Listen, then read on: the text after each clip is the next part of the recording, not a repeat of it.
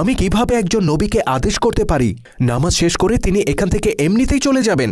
তাহলে আমরা বরং তার বদলে তোমাকে হত্যা করি, তুমি তার চেয়ে কম ক্ষতি করনি আমাদের।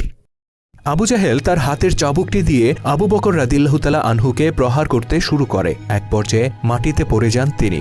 উতবা ইবনে রাবিয়া হাতের জুতা খুলে নিয়ে তার মুখে একের পর এক আঘাত করতে থাকে।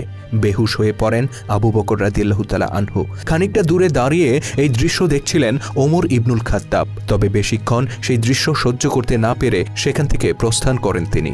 নিজের ঘরে আবু বকর রাদিয়াল্লাহু তাআলা আনহু যখন চোখ মেলে তাকান, তিনি জানতে চান আল্লাহর নবী কেমন আছেন, কুরাইশরা তার কোনো ক্ষতি করেছে কিনা। পরিবারের লোকেরা তাকে জানান রাসূল সাল্লাল্লাহু আলাইহি সাল্লাম সম্পূর্ণ সুস্থ আছেন। কিন্তু আবু বকর প্রতিজ্ঞা করেন আল্লাহর নবীকে সুস্থ অবস্থায় দেখার আগ পর্যন্ত তিনি কিছুই খাবেন না। বাধ্য হয়ে তারা আবু বকরকে রাসূল পাক সাল্লাল্লাহু আলাইহি সাল্লাম এর গৃহে নিয়ে যান।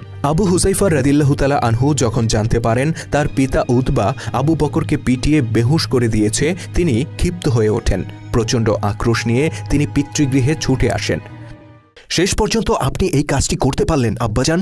আমি ভেবেছিলাম আপনি একজন জ্ঞানী ব্যক্তি, আর আশা করেছিলাম আল্লাহ হয়তো আপনাকে একদিন সুবুদ্ধি দান করবেন, অথচ আজকে আপনি এই কাজটি করলেন।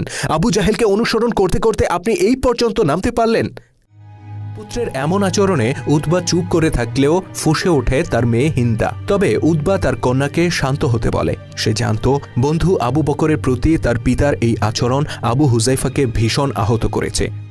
আপনি আবু বকরকে মেরেছেন আব্বাজান। তিনি কুরাইশদের মধ্যে সবচেয়ে দয়ালু আর সবচেয়ে ভদ্র মানুষ, আর আপনি তাকে জুতা দিয়ে আঘাত করেছেন। এটা কি করে করতে পারলেন আপনি? যা করা দরকার ছিল আমি তাই করেছি। এর জন্য না আমি গর্বিত না লজ্জিত। আমি আমার সম্প্রদায়কে মুহাম্মদের বিরুদ্ধে অস্ত্র ধারণ করতে বারবার বারণ করেছি, তাদেরকে বহুভাবে দমিয়ে রেখেছি। কিন্তু মনে রেখো আমিও একজন কুরাইশ, আর আমাকে শেষ পর্যন্ত তাদের সাথেই থাকতে হবে।